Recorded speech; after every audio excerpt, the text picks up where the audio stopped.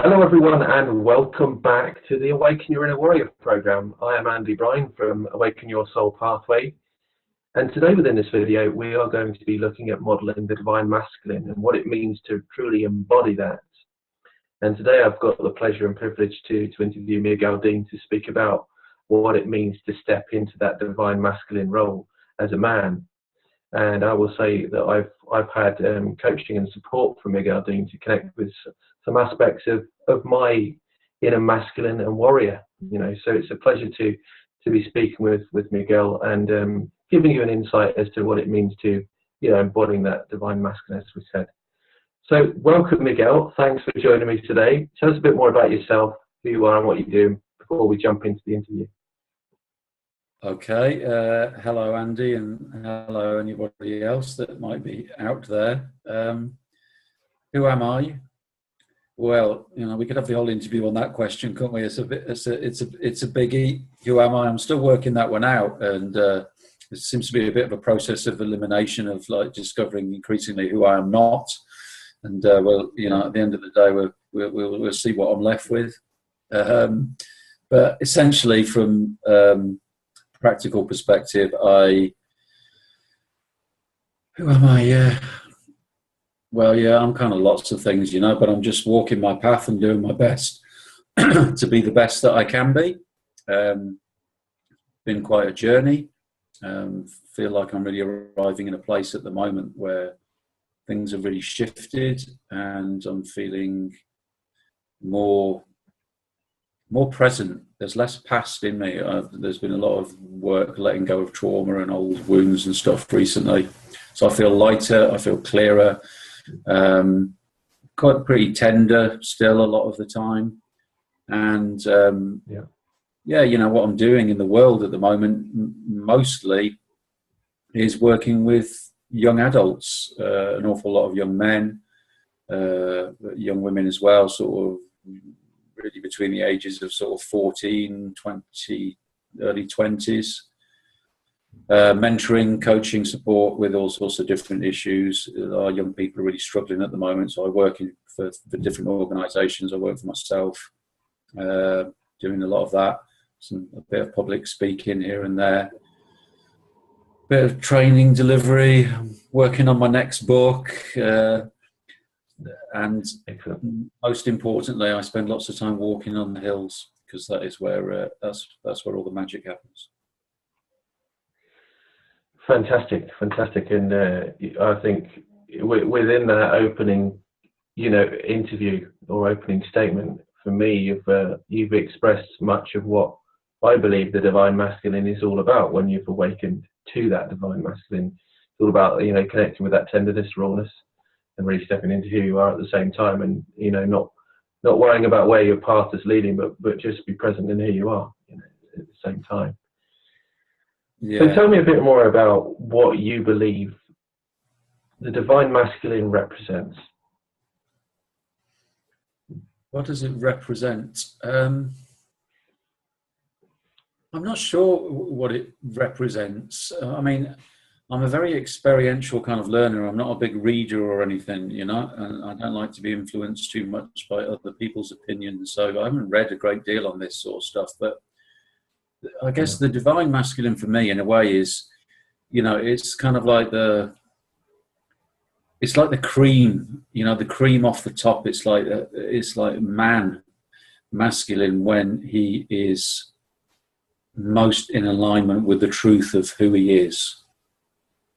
And that can take many different shapes and forms, not to certainly exclude the shadow aspects of what it is to be masculine, what it is to be male, because there certainly seems to be this strange paradox that as we embrace the shadow aspects of ourselves and are open and are more accepting of that aspect of who we are, then there is a clearer kind of energy and more, I don't want to say more light, because I don't like the whole polarity thing of dark and light and one's good and one's bad, but I don't know if hopefully that makes a little bit of sense. yeah, there's so many different pieces of what the divine masculine is, and I feel very much like a youngster on this journey, still, kind of just wide-eyed and going, wow, oh my goodness, what's that's going on now, and what's this that's arising in me. But I guess there is some. I'll just ask you a question then. If we shift the question slightly. Yeah. So if we look at the masculine in society today, as we see it, the man in society as they go about their day-to-day life, and then we look at the awakened man or the awakened masculine, where they're really connected with all their aspects of who they are, and they're living from their truth. What would you say is the difference between those two in terms of embodying the different energies within that? Yeah. So I'd like to be just a little bit pedantic and kind of say, I certainly would.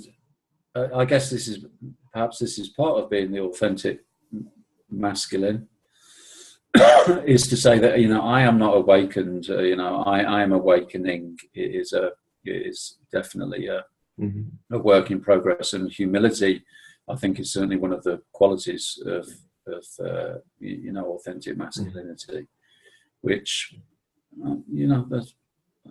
I can err towards arrogance at times, and so humility is certainly something that is very in my field, in my my edge, and something that I bring my attention back to when I can. But yeah, I mean, goodness, where do you start? I mean, the idea of what it is to be a good man or a man in our current society, in our current world, just seems a bit ludicrous, really. I mean, you only need to look at, if we've had a patriarchal society for quite a while, and look at the state of the planet and look what's happening, and and maybe that is a big part of that is because the authentic man hasn't embodied the feminine within himself.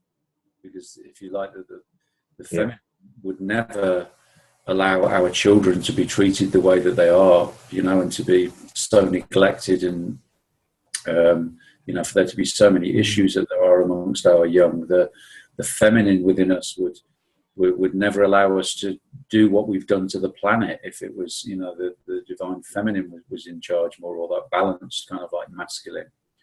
So, there's a big part of it is embodying and balancing that male-female within us. I think one of the really big things for me around authentic masculinity is the word responsibility, is to totally own our shit, if you like, It's kind of like to really take responsibility for who I am, and there's no blame on the past or my parents or society or, other people. It's like, I am responsible for my words and my actions, and my thoughts, and that is that is quite a piece of work just in itself. Definitely, and I love what you say there. I think that's very true. If we step into who we are and we embody the I am, it doesn't mean that we can't reflect upon the past and what's happened, because that's an essential part of our growth still, isn't it? But as long as we can honour that and take the positive lessons from that, it seems that the past, move forward in that positive. Yeah, it seems that we have to go into the past. Well, I can't even say we. In my experience, I had to go back into my past and do some work around childhood trauma and so on, and set that free from my body, and release that. And that was quite a journey in itself, just bringing that darkness, if you like, to consciousness, into the light, having been dictated, my actions, my thoughts, my emotions, by all that hidden trauma for so many years. So life kind of guided me, forced me to confront that stuff. But it's almost like, so for me, it's like I've had to do that in order to bring me more into the present, and to bring me more into alignment with who I am. That stuff was getting in the way and skewing things and so on. But I mean, I think another key aspect of the authentic masculine, which is again very sort of pretty much the opposite of what the society suggests it is to be a man is about feelings, you know, from that terrible statement of big boys don't cry, and how we have so many issues with our young men, and suicides and self-harm, and, you know, just reckless behavior and so on, and men not being able to be in touch with their emotions at all, because from a very early age they're taught to suppress them, and that it's weak and that it's not male. But actually a big part of my journey has been, you know, learning to put my head in the lion's mouth of emotion, you know, and actually to stand in that place, in that scary place, and just feel the emotion and not run from it, not avoid it, not suppress it, not numb it, but actually to feel that the power of emotion, and to feel the emotion while at the same time not allowing the mind, the thoughts, to perpetuate that negative feeling. So just feeling the sensation in the body, and time again when things are difficult and things are triggered, to just to honor our emotions, you know. That's a massive piece of definitely. I would say, like what you said earlier in terms of, you know, bringing that feminine into play is really, you know, starting to embody that awakened masculine. And for me, the awakened, you know, masculine isn't the complete, but it's ever evolving, you know, because I know you said awakening masculine. In many ways, I still see it as the awakened masculine from the perspective as we are conscious in who we are, in the fact that we are still ever evolving at the same time. You know, we're not complete, but we are, you know, connected with both of those aspects, the masculine and the feminine, and when we're conscious of that we are forever growing and evolving. But it's really important to have that rawness of who we are. I mean, you know, going through my own journey, you know, connecting with those inner emotions and feelings, you know, when we go through certain experiences in life, we've got to be raw with who we are, because if we embody what I see as the unhealthy masculine, is that we do suppress it, we do push it away, we don't honor our feelings, we wear that mask and we say this is how it is, and we know that it's really not how it is, you know. So what would you say is like the healthy representation of a masculine is then? I mean, I think that certainly one of the qualities is being able to feel, you know, to have the courage to feel what we need to feel. And courage is a big word, like, as well, I think, you know. I think courage is a really important word in what it is to be a man. Vulnerability, to be vulnerable, to admit them when we've made mistakes, to be honest. Honesty is an incredibly important, you know, value for me, you know, to be in my truth and to have integrity, so that my thoughts and my words and my actions, to the best of my ability, are always in alignment. So those are certainly some of the things. Can I ask you a question? Yeah. What would you say your journey was like, shifting from that societal representation of what the masculine was into where you are today in terms of your embodiment of the masculine at this present moment? It's been a bit of all sorts, and you know, I think one of the first thing that comes up for me is it's been a little bit lonely at times, because there's been a shortage of other men that I can really connect with and really relate to. I mean, I do have a few good male friends, you know, who I can totally be myself with, but I don't want this to sound arrogant, but when you're sort of, you know, out there on this path sort of thing, you look around and sometimes it feels like there's not too many other people that are walking alongside you. You're kind of on your own, and there's some in the distance, you know, perhaps in front or behind, but maybe that's almost like part of it, you know, and it certainly has been part of my journey, is the being with myself and being alone, which of course is kind of an illusion anyway, you know. We're never really alone, we're all connected. But I think it's really interesting that, you know, I don't know where this journey's going, and I think the real masculine, I mean, there really doesn't seem to be any record of it in recorded history.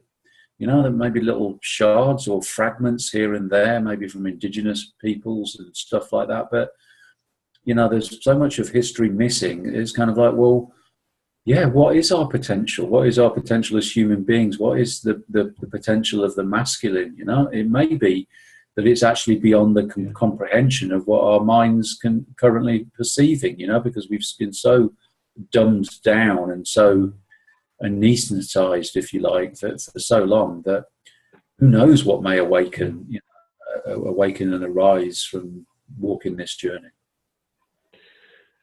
Yeah, I mean, from just thinking about where we are now from a societal perspective, and the fact that I feel, and like you said earlier, that in many ways that we've been embodying the masculine in many ways from a societal perspective for many years. You know, so many of us are, you know, fulfilling that role, and yet it feels like it's been you know, possibly unhealthy masculine, where people are pursuing what they want in life to get to where they want to go, but they've, in some ways, it may seem like they're lacking in compassion for others and the planet. And for me, you know, becoming that conscious and in some ways awakened is having that compassion for ourselves and also the planet, nature, and those within it, you know, in pursuit of our own path. Yeah, that's the kind of custodian thing, isn't it? You know, as men, we are supposed to be protectors, you know? We are supposed to be protectors of the tribe, protectors of the women, protectors of the children. And that's, you know, that's got kind of lost somewhere in that, you know, actually what our role is to amass as much wealth or status, you know, as possible. And it's like, you know, that doesn't bring, you know, that just brings pain and that to everybody, because it doesn't actually even bring happiness to the men that are pursuing that. So, yeah, I think that, you know, that's a really big part of the compassion and, yeah, the open-heartedness. It's kind of like, you know, you have to, we're back to feelings, I guess, you know, that feeling domain of the heart that we have to feel, you know, we have to have compassion and empathy for others and recognize that as we do to others, we do to ourselves. And, yeah, you know, the drive, the positive sort of like masculine aspect of doing, yeah, you know, that's a really powerful and you know, powerful, valuable quality. But it you know, its value to a certain extent is determined on what direction that movement is traveling in. You know, so yeah, push forward, take action, be that you know, positive force, masculine force, but be aware of where that's pushing. And is it a win-win situation? Are you moving forward in a way that's of benefit to everybody, or is it that it's of benefit to you and just your family, you know, but at the expense of everybody else? So it's kind of like seeing the bigger picture, isn't it? Seeing the bigger picture is really key. Let me ask you a final question in a way, and for me, it's the question of what advice would you give people looking to step into their masculine a bit more from a positive aspect, not the negative and from in some ways societal aspect, but that really you know, healthy masculine energy. Yeah. What advice would you give in terms of how we begin to embody that? I think there's lots of different, you know, possible, you know, things that can help with that. It may be that you want to join a men's group. It may be that you want to read around it. It may be that you find yourself a male role model or a male mentor, you know, that you want to work with. Those are certainly things that are going to help. I would say it's important to find space to reflect and actually, because one of the, you know, diseases of our current time seems to be that everything and everybody's just rushing around and whizzing around, it's only in the spaces when we have time to reflect and look at what's happening and how am I behaving and what am I doing well and what are the areas for improvement. You know, so we have to have the courage and the time to be honest and to look within. You know, we have to look inside and sort of like perhaps look back over our history, and there'll be clues. You know, I sometimes say that one of the gifts that my father gave me was he showed me how not to be the sort of man that I wanted to be. You know, he showed me the sort of man that I didn't want to be. So often we can look back through our lineage because we come from a lineage of sort of, you know, inauthentic kind of like, you know, sort of got lost masculine quality. So if we look back, we can see, you know, what was our father like and what was our grandfather like, and start, you know, and kind of work out what we want by working out what we don't want. So if I don't want that, then what does that leave me with? Because I think it's really important to remember that actually when we do this work, it feels a bit to me like, you know, Gandalf in Lord of the Rings when they're in the mines of Moria and he's walking across that really thin bridge and the Balrogs coming up, and Gandalf, you know, bangs his staff and shouts and bellows from that really deep masculine place of "Thou shalt not pass."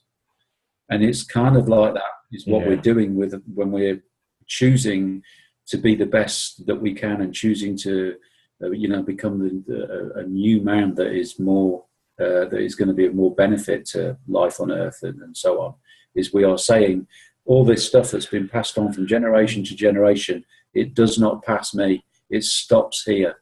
My children will not, you know, inherit this, these lies and this false warped perspective of what it is to be a man. Definitely.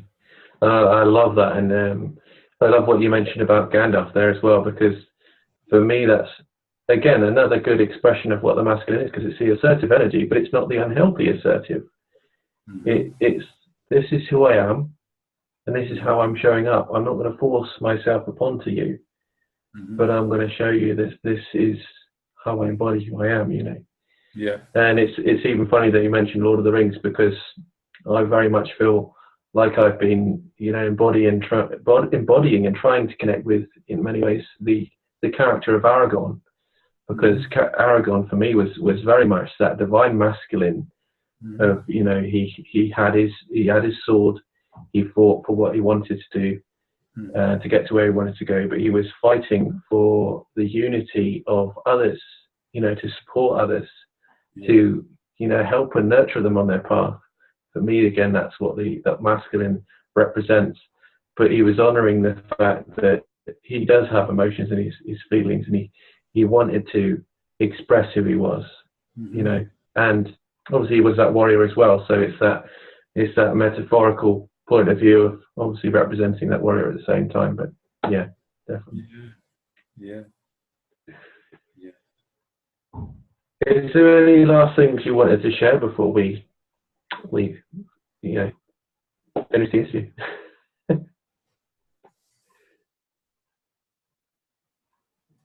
You know, I think just in continuation of what you asked me before, really, and any advice to any men that might be listening is, you know, just trust yourself. You know, do what you need to do. Just use that line of that sword of discernment, if you like, to know when you need to get off your butt and get stuff done, and times when you just need to be really gentle with yourself and kind to yourself. You know, the journey is the destination. There is nowhere to arrive at, because if we're trying to get to somewhere else, on some level, we're actually saying, I'm not accepting who I am. So there's this kind of paradox that takes place of, I fully accept and embrace all of who I am right now, and yet I choose to do what is necessary in order to be a better version of myself. So there's this, you know, sort of delicate dance that takes place. Definitely. And I'm glad you've mentioned that to finish off, because it is fully accepting in who we are. You know, we are already complete in many ways, but like you said, we're just looking to become better versions of ourselves. That's what we're looking to do. Yeah. Where can we find out yourself anyway then? Sorry, say that again. where can we find out more about yourself and your work? Okay, yeah, you can find out a little bit about me on my website, which is just migueldean.net. And I like Facebook. I'm quite active on Facebook as well. So, you know, just find me on Facebook. And I'm not picky. I'll add anybody as a friend, right? So if you want to send me a friend request, I'm sure to accept, and we can connect through that medium. Or just, yeah, you know, if you get to my website, there's a page where you can contact me, send me an email. There's loads of videos and talks and things for you to watch and so on. So yeah, enough to keep you busy for a little while.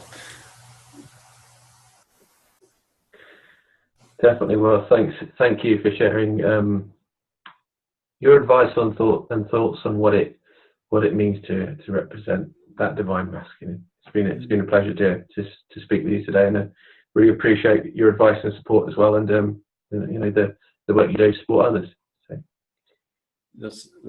Thanks, Andy. You're really welcome. Yeah. You know, I mean, and I'd like to say, you know what, I'm just sharing my little bit of my journey. You know, I'm not saying it's the truth or anything, or that I've got it all sussed, or that I'm all sorted. It's like, it's not like that at all. You know, but yeah, it's always a pleasure just to share a little bit of what's happening for me. Yeah, thank you. Definitely. Well, thank you all for tuning in and you know, listening and connecting with the interview, connecting with Miguel. Obviously, you can find out more about him on his website, and I look forward to sharing the next few videos on the course with you. And we'll see you all again soon. And with that, I will say bye for now. Bye.